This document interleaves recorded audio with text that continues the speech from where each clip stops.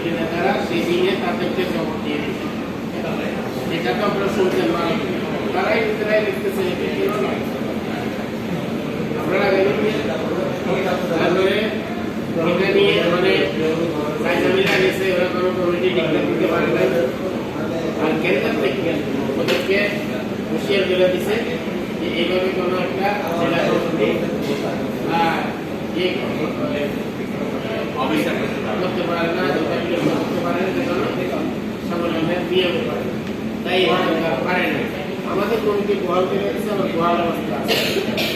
আরেকটা কমিটি যত না যেটা রেখেছিল, আরেকটা কমিটি না আসা পর্যন্ত আপনাদের কমিটি বহাল আছে, আপনাদের আর্থিক কমিটি বহাল আছে, আমাদের দুই কমিটি বহাল আছে। আরেকটা কমিটি যখন এখন আসবে, এটা অচিরেই আপনারা একটা ভালো